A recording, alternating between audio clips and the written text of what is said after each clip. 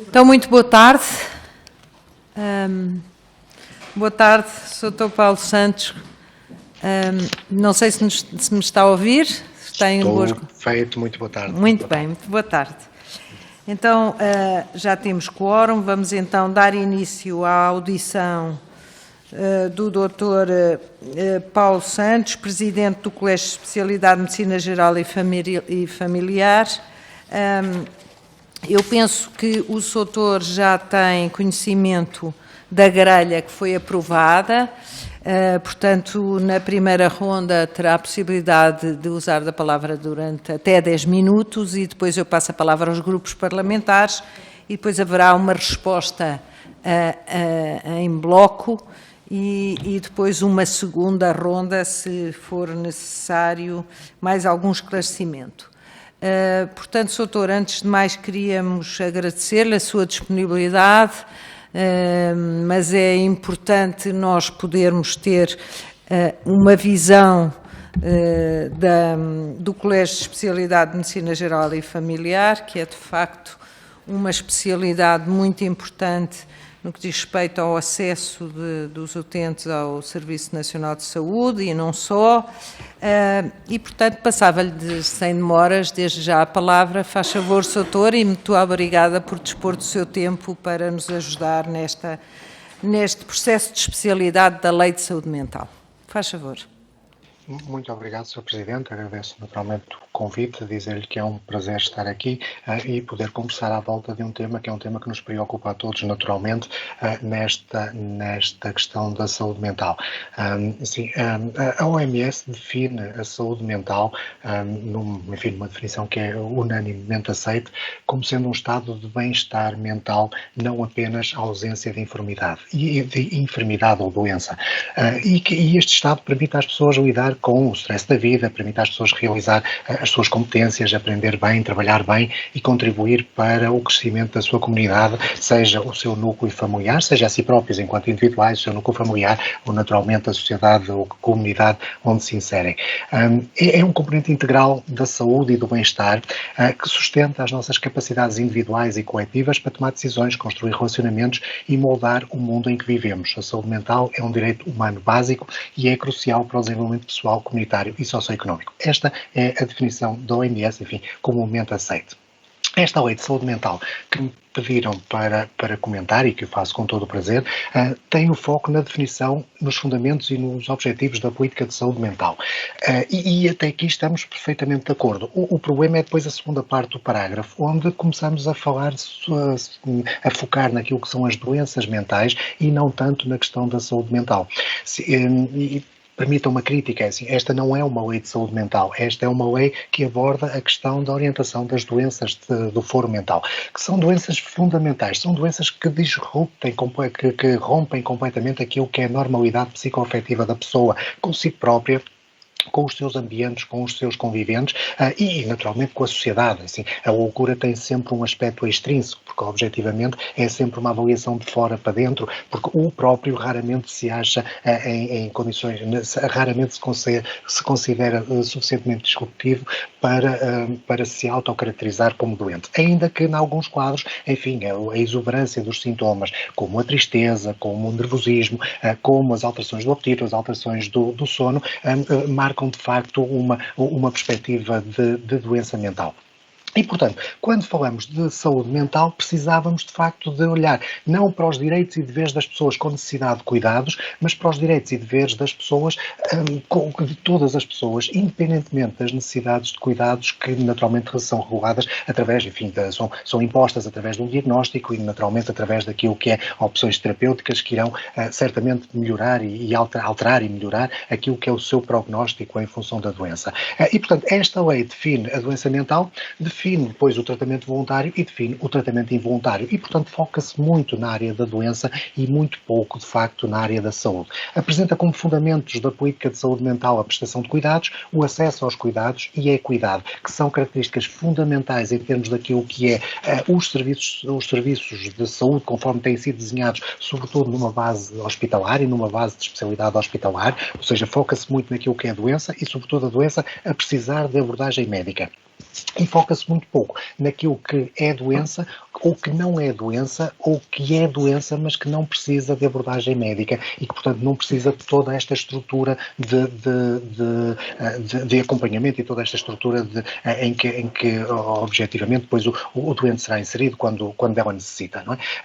Sem dúvida, é fundamental toda esta parte e é muito importante que nós tenhamos, de facto, uma estrutura bem montada que permita responder à questão daqueles doentes que percebem a necessidade e, portanto, que se aproximam dos serviços e que vêm buscar os seus cuidados de saúde também na área da saúde mental, mas e muito também daqueles que não se apercebem desta realidade porque têm uma alteração tão profunda do seu pensamento que os afasta desta capacidade de se perceber a si próprios e desta capacidade, enfim, nós dizemos muitas vezes, distinguir entre aquilo que é o bem e o mal e que, no fundo, nos afasta desta realidade e nos coloca perante quadros psicóticos onde, objetivamente, muitas vezes o doente vai ter que ser enfim, quase forçado, ou muitas vezes até forçado, a aderir a um tratamento, porque objetivamente não o fará de modo próprio, e isso significa naturalmente risco para ele próprio, e significa um risco social, um risco familiar, um risco social, um risco para as pessoas que o envolvem, com ele convivem. E, portanto, esta não é uma lei de saúde mental, mas é a lei das doenças mentais e dos doentes com doença mental. A única referência à saúde e bem-estar foca a responsabilidade na saúde pública, que na realidade não tem uma grande eficácia nesta matéria. Em vez de focar naquilo que é a prevenção, naquilo que é o diagnóstico precoce, naquilo que é a orientação comunitária, mais do lado da assistência direta aos cidadãos do que propriamente do lado da população. E aqui estamos a falar sobretudo enfim, dos colegas que eu represento, dos médicos que eu represento de alguma forma, enquanto presidente do colégio, e que tem a ver exatamente com a assistência direta aos doentes. Repare, é na medicina geral e familiar e é na assistência direta aos cidadãos que os quadros vão aparecendo numa fase em que ainda não definem diagnóstico absolutamente nenhum, ou porque os sintomas são frustros, ou porque representam apenas perturbações em relação à normal adaptação do dia-a-dia. Todos nós nos sentimos nervosos quando somos interpelados, por exemplo, para fazer um exame no dia seguinte, ou mesmo para estar aqui na Comissão de Saúde da Assembleia da República. E todos nós temos um nervosismo que é normal, um certo stress que vamos sentindo. E consideramos isto normal. O problema é quando não conseguimos lidar com ele, mas ainda que não consigamos lidar com ele, há um limite até o qual a intervenção médica é desnecessária e eventualmente até improdutiva e contraproducente. E é fundamental conseguir acompanhar estas pessoas, porque estas pessoas, se forem bem acompanhadas e se de facto conseguimos resolver estes mecanismos, que muitas vezes são desadaptativos, ainda não são doença, ainda não se estruturaram num diagnóstico, e muitos deles nunca se estruturarão num diagnóstico, porque muitos de nós temos capacidade, em termos daquilo que são competências internas e até com algumas competências externas e sociais, que nos permitem lidar com estes problemas. Agora, se isto não acontecer e se de facto não houver aqui um cuidado ao nível dos serviços de saúde, e estamos a falar de saúde porque não temos diagnóstico, não temos doença, se não houver este cuidado ao nível do serviço de saúde, corremos o risco de facto isto se estruturar naquilo que vem a ser um diagnóstico mais para a frente, eventualmente com gravidade e com gravidade clínica, enfim, eventualmente até rompendo de tal forma a ligação com a realidade que implicará uma intervenção muito mais agressiva do ponto de vista daquilo que é as nossas opções terapêuticas e as nossas opções de acompanhamento destes doentes. Repare os três níveis. Primeiro, o nível da saúde. Segundo, o nível da assistência primária. Terceiro, o nível da assistência hospitalar.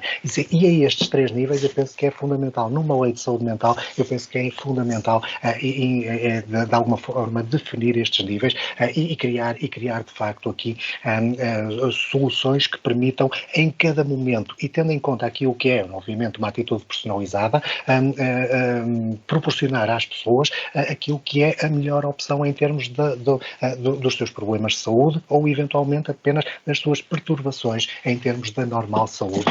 Em termos do dia-a-dia. É aqui que entram os psicólogos, que de alguma forma são quase esquecidos aqui neste articulado legal, onde objetivamente uma intervenção precoce e muitas vezes, e fundamental de proximidade, esta intervenção pode de facto fazer alterar aquilo que depois será a história natural da doença e, portanto, será esta progressão que muitas vezes irá acontecer e que muitas vezes irá depois acabar num quadro, num diagnóstico, enfim, com severidade ou sem severidade, mas num diagnóstico que implica um outro tipo de abordagem.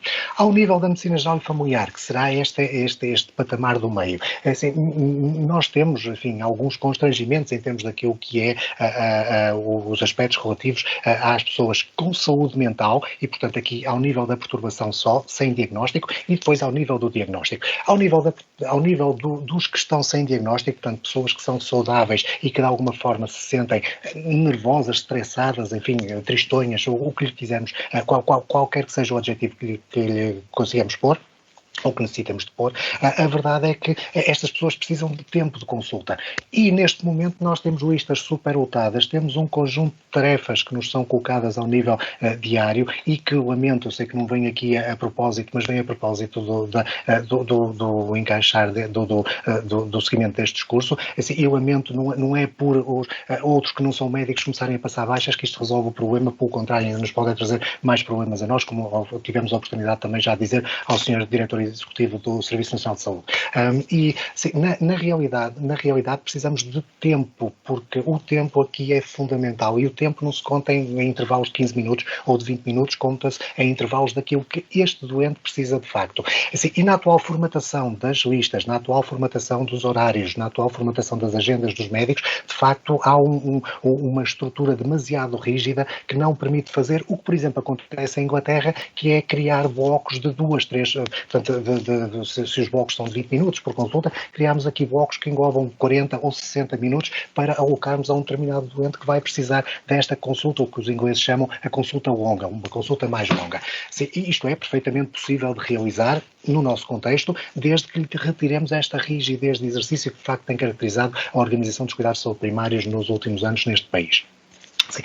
Isto tem a ver com tempo, isto tem a ver com trabalho, isto tem a ver com tarefas, isto tem a ver com, depois, aquilo que é também o acesso à inovação terapêutica, que de alguma forma nos cuidados de saúde primários é sempre, em Portugal normalmente temos uma dificuldade relativamente elevada no acesso à inovação pelo próprio processo burocrático que é colocado na introdução de novos medicamentos no mercado.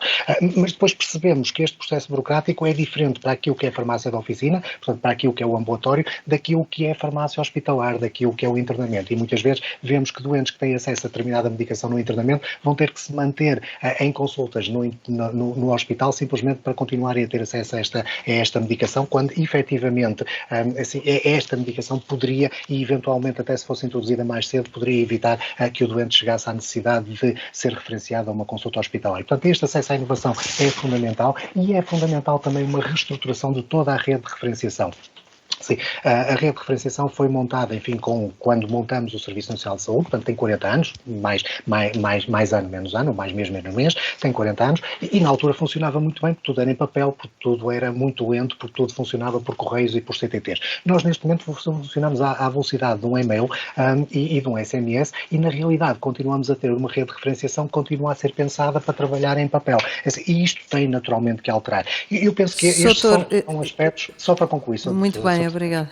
Estes são aspectos que seriam fundamentais entrar numa lei de saúde mental, do nosso ponto de vista, enquanto naturalmente médicos de família. Depois há um conjunto de outros pormenores para os quais eu nem sequer sou competente para falar, aquilo que vai acontecer ao doente durante o internamento e todo o trajeto judicial que este doente vai ter que seguir, enfim, naquilo que são os internamentos involuntários, que é uma parte significativa desta proposta de lei. Eu essa parte não sou competente para falar e, portanto, abster-me-ia de fazer comentários sobre esse assunto e agradeço naturalmente este tempo. Penso que obrigada, Sr. Doutor. De qualquer forma, eu vou passar a palavra aos grupos parlamentares e o Sr. Doutor terá a oportunidade de complementar, de facto, a exposição que fez, que foi muito completa e, de facto, ficámos a perceber que há outras questões, tanto da referenciação como da terapêutica, etc., que também têm muita importância neste processo de especialidade. Portanto, passava desde já a palavra à Sra. Deputada Anabela Rodrigues, do Grupo Parlamentar do Partido Socialista. Faz favor, como sabe, dispõe de 3 minutos. Muito obrigada, Sra. Deputada Coordenadora. Caras e caros colegas deputados, começo por cumprimentar e agradecer a disponibilidade do Dr. Paulo Santos, Presidente do Colégio de Especialidade de Medicina Geral e Familiar, por estar connosco, ainda que por videoconferência, e nos dar o seu contributo no que diz respeito a esta proposta de lei, que já foi aprovada na generalidade, sendo que esta discussão servirá agora para refletir em aspectos que possam ser melhorados. Serei breve e levantaria aqui apenas algumas questões, umas mais abrangentes e outras sobre questões mais específicas. Em primeiro lugar, nesta revisão da lei, houve, sobretudo, uma especial atenção à revisão e atualização dos direitos e deveres da pessoa com necessidades de cuidados de saúde mental. Entre os direitos consagra-se o direito a aceder a cuidados de saúde integrados e de qualidade, desde a prevenção à reabilitação. Enquanto médicos de medicina geral e familiar, como veem a capacidade de aceder a esses cuidados de saúde mental? Quais são os principais problemas com que se deparam no acesso a este cuidado e que medidas apontaria para melhorar? Outra questão, e que tem a ver com o estigma que sabemos que está muito associado à saúde mental, pergunto se, no vosso entendimento, o facto de haver uma atualização da terminologia nesta proposta de lei, no caso da anomalia psíquica para doença mental e de compulsivo para involuntário, assim como encarar a prestação de cuidados de saúde mental num ambiente o menos restritivo possível e na máxima autonomização das pessoas com doença mental na comunidade, são atualizações positivas que ajudam no combate ao estigma que está associado à saúde mental. E, por último, pergunto, como é que vê o facto da nova lei da saúde mental encarar a prestação de cuidados de saúde mental como uma maior preferência pelo tratamento ambulatório e pela mobilização de todo o quadro assistencial a que o doente tem direito, atendendo às respostas que existem e às medidas de apoio à recuperação do doente e que devem incluir desde o tratamento à reabilitação psicossocial, à inserção social e profissional, de que forma é que isto pode acarretar maior ou menor peso para as famílias. Muito obrigada. Obrigada, Sra. Deputada. Passo já a palavra à Sra. Deputada do Grupo Parlamentar do PSD, Sra. Deputada Helga Correia. Faz favor.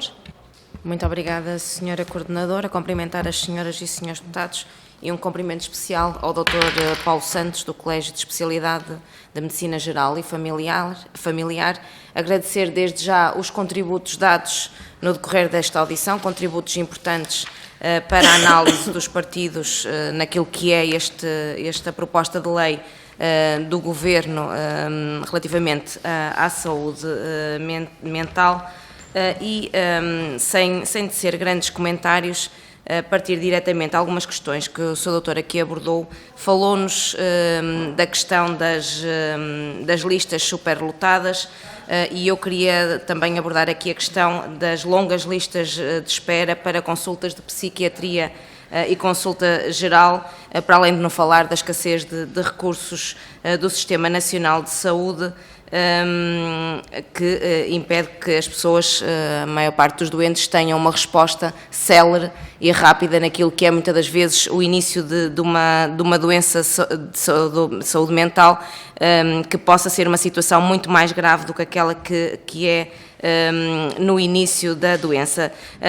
Assim, pergunto se considera que Portugal dispõe atualmente de recursos públicos, designadamente no Sistema Nacional de Saúde e mesmo nos serviços prisionais, para garantir a aplicabilidade de uma lei de saúde mental com as características e os desafios da que agora é proposta pelo Governo, e relativamente àquilo que têm sido os contributos que têm sido enviados para esta Comissão, o parecer da Ordem dos Médicos questiona, assim como outros pareceres que nos foram enviados, questiona a definição de doença mental que consta da alínea A do número 2, dizendo que é vaga e extremamente imprecisa, sugerindo que seja feita uma nova definição mais precisa e completa de doença mental, tendo em conta, por exemplo, a sua interferência na esfera de funcionamento do indivíduo.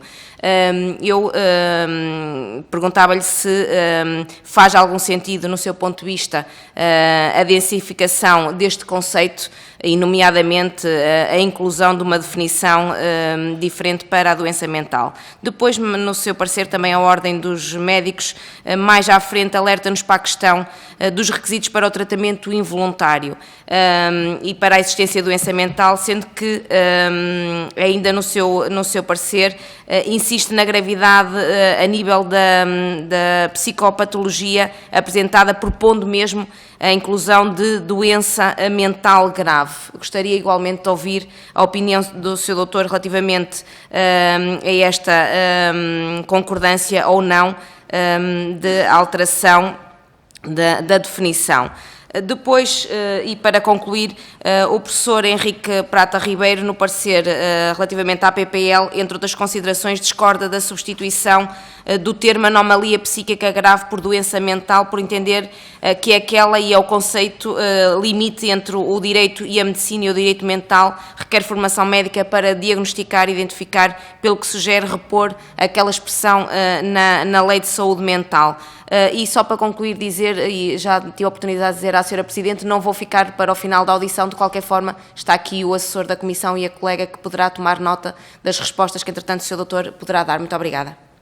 Muito obrigada, Sra. Deputada. Passo agora à Sra. Deputada Rita Matias, do Grupo Parlamentar do Chega. Faz favor. Muito obrigada, Sra. Coordenadora. Começo por cumprimentá-la assim, naturalmente também as senhoras deputadas, agradecendo também as questões e os contributos que já aqui colocaram, e naturalmente agradeço também ao Dr. Paulo Santos, especialmente pela forma tão clara com que nos traduziu as suas preocupações neste âmbito. Não poderia começar de outra forma então, se não ir direto à questão em relação a esta PPL, além daquilo que já nos pôde expor, que mais questões tem a levantar e qual é que é a posição do Colégio de Especialidade de Medicina Geral e Familiar? Tomámos nota da questão de que não consideram ser de facto uma PPL que aborda a saúde mental como um todo, mas que apenas a doença mental. Tomámos nota de que efetivamente faltam meios de prevenção e, se me permite, e fugindo ligeiramente ao tema, é precisamente sobre meios que gostava de falar consigo e de ouvir o seu feedback, porque no terreno terá muito mais dados do que nós. Nós temos nota de que efetivamente faltam psicólogos nos centros de saúde e que poderiam acompanhar o trabalho na medicina geral e familiar. Temos cerca de 5.000 psicólogos registados na Ordem dos Psicólogos e, no entanto, só 100 é que estão a trabalhar no SNS. O que é que acha que poderia ser feito para aproximar efetivamente estes cuidados de saúde, até de prevenção, das populações? O Chega chegou a apresentar um projeto que acabou por ser chumbado, que era semelhante ao cheque dentista, às credenciais de dentista, para quem não gosta da expressão cheque, e portanto que pretendia que houvesse também um cheque de saúde mental mediante uma prescrição do médico de família. Esta proposta foi chumbada. Não sei se vê interesse neste género de propostas, mas o que é que nós poderemos fazer mais também neste âmbito?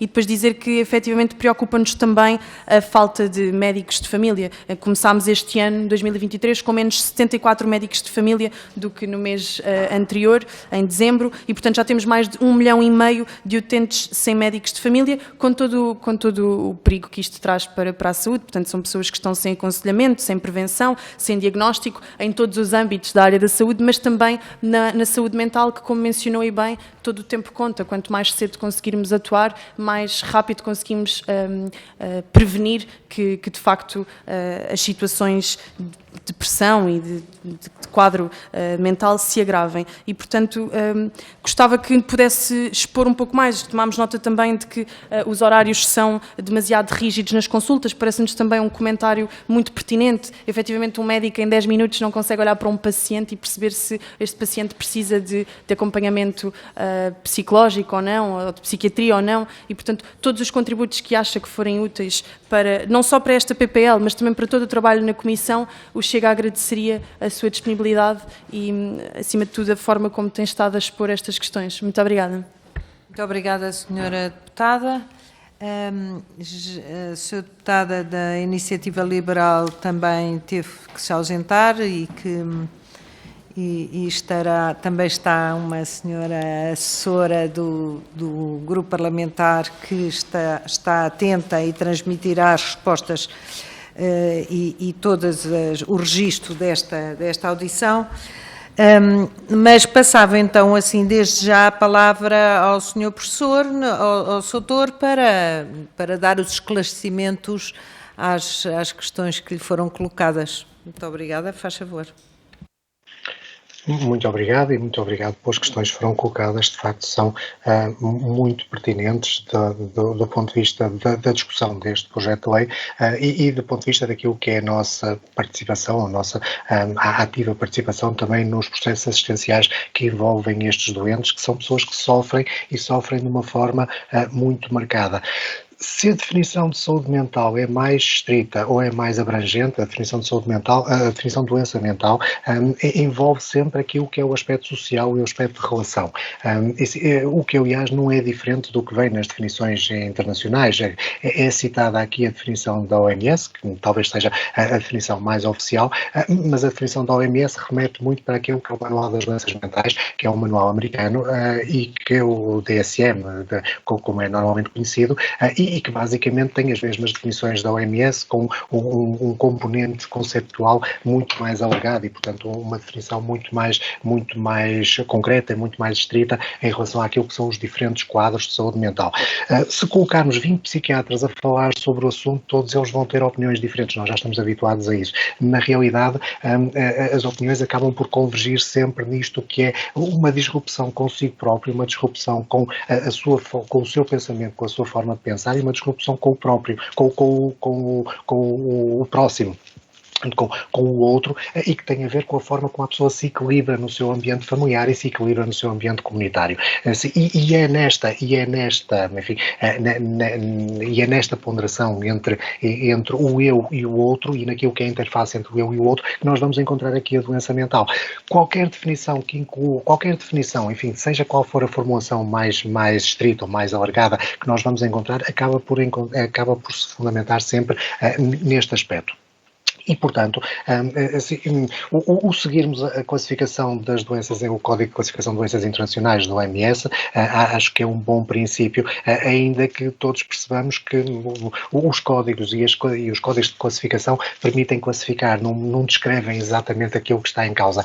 E é esta questão, e depois coloca aqui as questões da severidade e as questões da gravidade e as questões de onde é que cada doente vai ser tratado num determinado momento. Aqui precisamos da personalização. E aqui entra muito aquilo que é a escola francesa, que provavelmente ouviram muito falar em alguns psiquiatras, sobretudo nos mais antigos neste país, assim, em que o diagnóstico e o sintoma são muito mais valorizados do que propriamente a classificação e propriamente a questão de ter ou não ter critérios como a escola americana agora parece impor.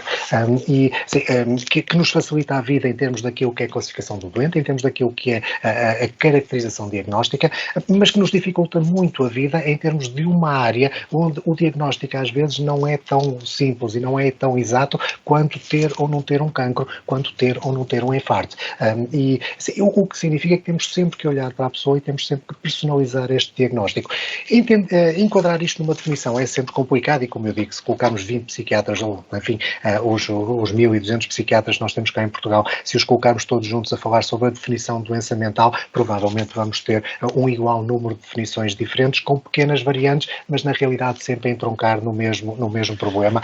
Não me parece descabido que uma lei que tem que servir para toda a gente se baseia naquilo que é a definição da OMS e nos critérios de definição da OMS e, portanto, por aí não é por causa da definição de doença mental, nem é por causa da definição de saúde mental que esta lei falha. Eu penso que esta lei falha do ponto de vista daquilo que poderia ser um conceito, não do ponto de vista daquilo que é a questão do acesso aos serviços de saúde mental, como dizia a Sra. Deputada Anabela, não do ponto de vista daquilo que é a importância do tratamento ambulatório, que todos reconhecemos, que objetivamente vai ter impacto naquilo que é o funcionamento do serviço, seja em termos da reformulação da consulta externa hospitalar ou dos serviços dos hospitais psiquiátricos, seja em termos da interface com a proximidade, que também é cada vez mais importante, também muitos projetos que vamos tendo dispersos por este país inteiro, onde efetivamente o psiquiatra deixa de estar sediado ou deixa de estar a fazer a sua consulta no serviço hospitalar e desloca-se até uma unidade de proximidade, normalmente um centro de saúde, mas veja-se muitas instituições, associações culturais e que vão oferecendo estes serviços também, porque efetivamente isto retira estigma àquilo que é a doença mental. E o estigma da doença mental é fundamental, nós sabemos que sim, aliás, até um trabalho que publicamos há relativamente pouco tempo, Assim, sobre o estigma em relação à doença mental nos estudantes da Faculdade de Medicina, estudantes do 6º ano da Faculdade de Medicina, onde este estigma já era aparente e, efetivamente, estávamos a falar, e a vinheta que nós punhamos para a avaliação era uma vinheta relativamente simples, não punhamos nenhum quadro psicótico, não punhamos nenhum quadro de grande gravidade, mas punhamos um quadro de burnout de alguém, de um estudante, de um colega, de um amigo, que estava, enfim, numa situação de burnout por causa de ter que estudar para a PNA, que é o nosso exame de acesso depois à especialidade. E percebemos que uma parte significativa, uma parte importante dos nossos estudantes do 6º ano da faculdade, das faculdades que era feita a nível nacional, cerca de 20% desses estudantes apresentavam de facto sintomas que estigmatizavam este quadro e que de alguma forma responsabilizavam a pessoa por se ter colocado naquela situação. E é basicamente isto que significa o estigma. Eu não tenho culpa nenhuma em relação ao teu problema, tu é que és o culpado dele, portanto desenrasca-te e não me ocupes o meu tempo. Esta questão do estigma é fundamental. Infelizmente, o estigma não muda por mudarmos a terminologia. O que significa que passar de tratamento compulsivo, que eu acho que é uma palavra horrível, para ser completamente honesto, mas passar de tratamento compulsivo para tratamento involuntário, assim, se nada mudar em termos daquilo que é o apoio e a forma como nós conseguimos devolver estes doentes a uma vida útil e ativa, estes doentes vão continuar a ser estigmatizados. Não por lhes chamarmos internamento de um lado ou internamento compulsivo ou internamento involuntário, não porque representa de facto uma situação grave e completamente disruptiva em termos sociais, porque objetivamente se a pessoa não está capaz de se orientar ela própria, é preciso que a sociedade se encarregue de devolver esta pessoa a um nível de funcionalidade que seja mínimo e capaz de assegurar uma sobrevida com conforto, mas porque o próprio processo que levou a esta necessidade é estigmatizante em si próprio. E isto tem a ver com a forma como as pessoas, que era o que nós depois abordávamos nesse trabalho, tem a ver com a forma como as pessoas encaram a saúde mental, como as pessoas encaram as perturbações de saúde mental e como as pessoas contam como sua aquilo que é uma responsabilidade, contam coletivamente aquilo que é uma responsabilidade coletiva, objetivamente sabendo que a doença é sempre um processo individual e, portanto, há sempre uma responsabilidade individual que é intrínseca. Mas entre esta responsabilidade individual e a responsabilidade coletiva, o estigma aparece aqui nesta capacidade que eu tenho de dizer isto não é nada comigo, isto só tem a ver com o doente, neste caso, isto só tem a ver com o outro, e portanto eu coloco-me fora deste jogo e digo, olha, tenho muita pena, vai-te lá tratar. Expressões deste género que são perfeitamente estigmatizantes e estas têm que mudar. E estas não mudam por chamarmos coisas diferentes às doenças mentais. Estas mudam porque podemos lhe chamar o que quisermos, mas o quadro em si vai ser o mesmo. Estas mudam com educação, estas mudam com literacia, estas mudam por trazer a saúde mental a todos os processos da sociedade, enfim, um chavão que vai sendo repetido, a saúde em todos os setores, mas que não deixa de ser fundamental nesta área. Esta muda porque vamos ensinar os meninos na escola que a saúde mental não é nenhum bicho-papão, assim, porque vamos ensinar, porque eles vão levar esta mensagem para os pais, porque eles vão transmitir esta mensagem à sociedade, porque de facto vamos ter uma próxima geração que olhe para a saúde mental e para os problemas da saúde mental e para as doenças mentais de uma forma diferente daquela que esta geração ainda olha. Bom, e vamos ser honestos, esta geração já olha de uma forma muito diferente do que se fazia há 40 ou 50 anos. Também tem a ver com o acesso, mais uma vez, aos medicamentos, com o acesso à inovação terapêutica, com a possibilidade de fazermos outros tratamentos e de conseguirmos devolver, de facto, estas pessoas à sociedade de uma forma que seja confortável para elas e de uma forma que seja confortável para a sociedade as poder reabraçar e as poder reintegrar no seu meio. E aqui, mais uma vez, aqui é fundamental. Dizia a doutora Helga, que nos recursos que precisávamos em relação... nos meios, peço desculpa, a doutora Rita, dizia nos meios, nos recursos humanos que precisamos para fazer face aos problemas de saúde mental. Falou nos psicólogos muito bem, falou na questão da acessibilidade à medicina, de uma forma geral, à acessibilidade nos cuidados de saúde primários, que efetivamente estão sobrecarregados de um conjunto de tarefas que tem que ver um outro tipo de organização. Mas há acessibilidade às redes de referenciação. Nós continuamos com tempos demasiado longos daquilo que é a resposta, por exemplo, da consulta hospitalar, e nomeadamente na área da saúde mental, a consulta hospitalar de psiquiatria. E isto tem a ver também com o tal sistema de referenciação, o sistema de referenciação que está, vamos dizer, e vamos ser honestos, está obsoleto, porque montado numa altura em que era assim que se faziam as coisas e não havia outra forma de as fazer, e entretanto toda a sociedade modernizou, toda a tecnologia modernizou e nós continuamos a insistir insistir em processos que efetivamente foram construídos nos anos 60, nos anos 70, mas que estão, alguns desses processos até mais velhos do que eu, e que estão efetivamente desadequados à situação atual. E esta modernização é fundamental. Estamos a viver a transformação digital. Vamos ter um investimento muito grande, ou pelo menos é anunciado um investimento muito grande agora nos próximos meses a propósito do PRR e a propósito de alguns projetos associados ao plano de recuperação e resiliência, e é fundamental que efetivamente esta transformação digital se faça nos processos e não apenas nas estruturas, porque às vezes ouvimos com muita facilidade falar num investimento muito grande de vários milhões de euros em termos da modernização do parque informático, vulgo redes e computadores e máquinas, mas não ouvimos falar da mesma forma naquilo que é a modernização dos processos, e isso efetivamente deixa-nos algo apreensivos a que se não fizermos nada vamos fazer qualquer coisa, mas o essencial mantém-se, como dizia o Lampedusa do Geopardo. Não sei se aqui pelo meio me ficou aqui alguma questão por responder, mas acho que de uma forma geral, recordem-me se fizerem o favor, houve aqui alguma questão. Ainda temos mais uma ronda de 1 minuto para cada grupo parlamentar e o Soutor ainda terá a oportunidade, se quiser, de complementar ainda mais a sua intervenção, que tem sido até agora magnífica, e eu aproveitava que a minha colega não quer dispor de 1 minuto para pôr diretamente uma questão. Sabemos, o Soutor falou na questão do acesso à terapêutica, que de facto houve uma mudança total de paradigma. Sabemos que, por dados, que a prescrição de antidepressivos e ansiolíticos em Portugal é muito elevada. Soutor, e sabendo eu que a sua especialidade geralmente são os médicos que fazem o primeiro diagnóstico, o que eu lhe pergunto é o que é que se passa em Portugal? Nós, enquanto portugueses, somos mais depressivos e mais ansiosos? Gostava de ouvir a sua opinião sobre isto, de facto é um dado que nos preocupa a todos. E passo desde já a palavra ao grupo parlamentar do PSD, que não quero usar dela. A Sra. Deputada Rita Matias do Chega, faz favor, dispõe de 1 minuto.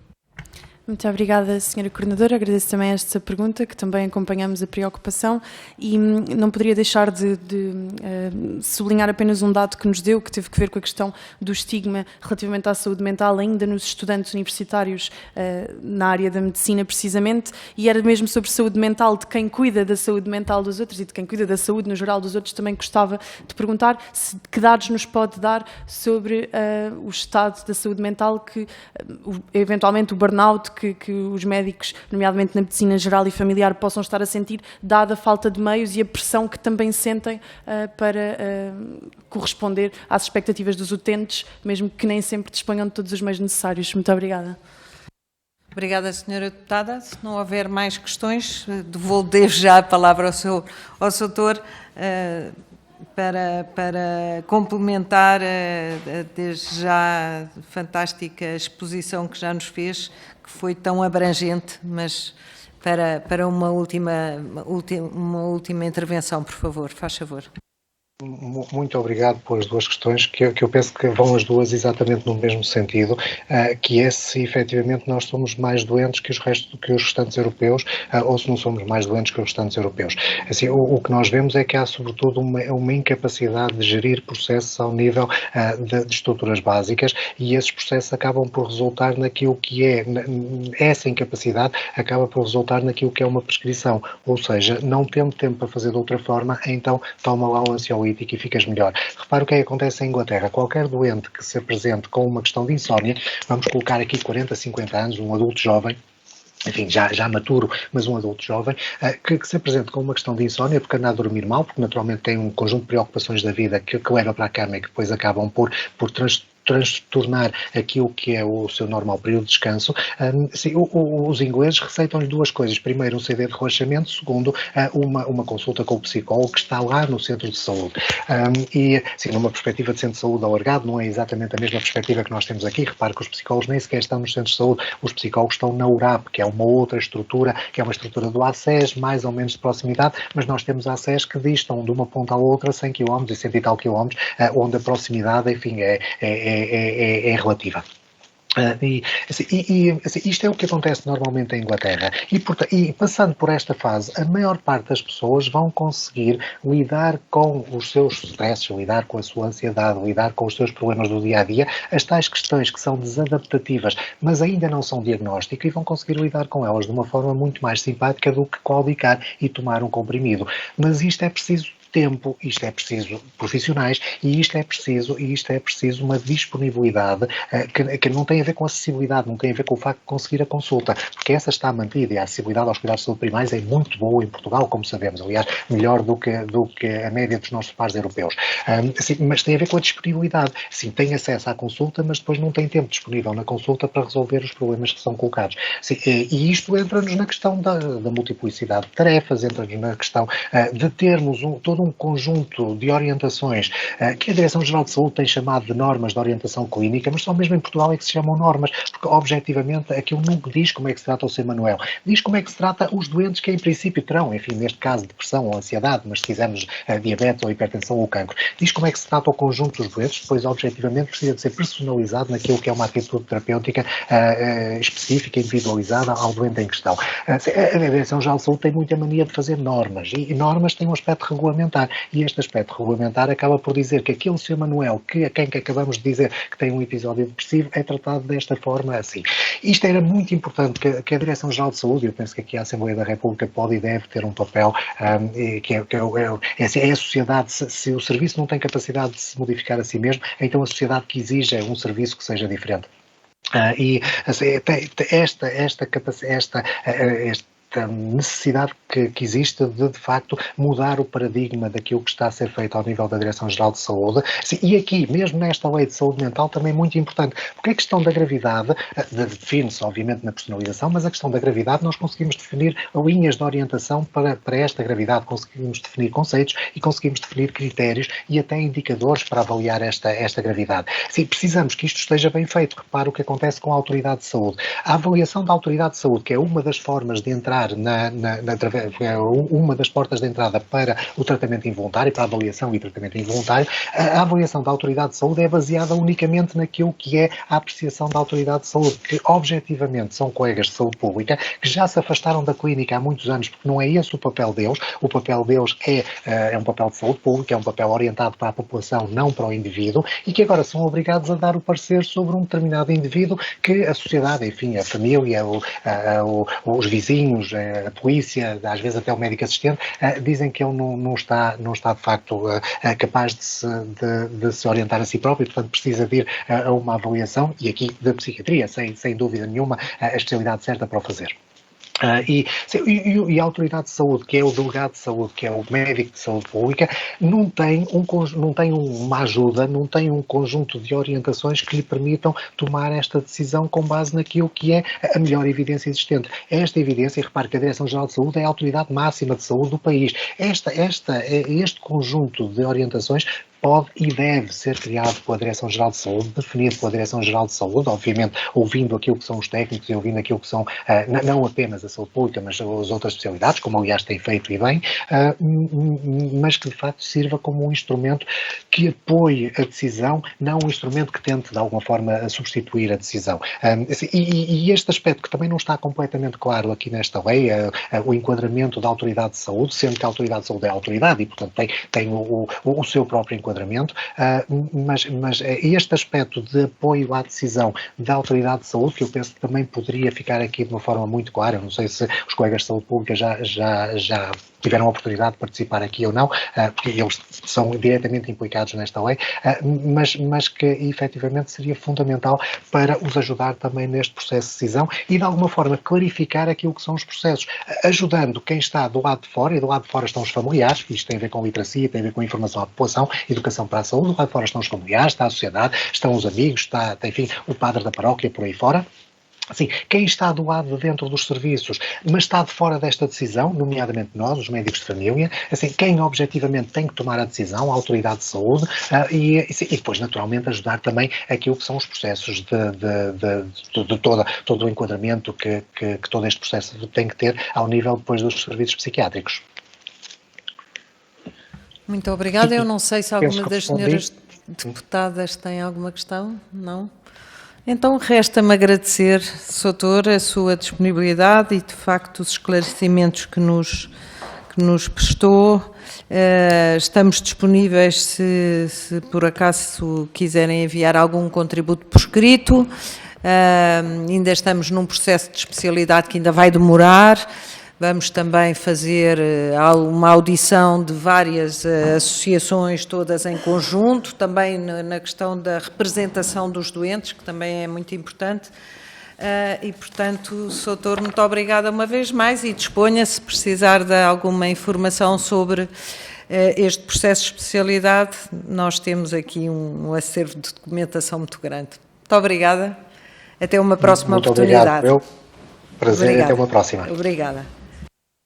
Senhoras e senhores deputados, quanto à questão da nossa próxima reunião, já sabem que temos a próxima reunião no dia 9 de fevereiro, mantém-se o horário, 13h45, e será à FNAM. Temos que depois outra reunião já agendada, mas essa será, as duas reuniões seguintes será às terças, visto que temos mais tempo, a começar às 10h30 e se calhar uma delas teremos, até que por hipótese de começar às 10, vamos ver. No dia 14 de fevereiro, só para recapitular, temos a Sociedade Portuguesa de Estudo da Saúde Mental, temos a Sociedade Portuguesa de Psicologia Clínica e temos a Sociedade Portuguesa de Psicanálise. Portanto, será este bloco. Depois temos que marcar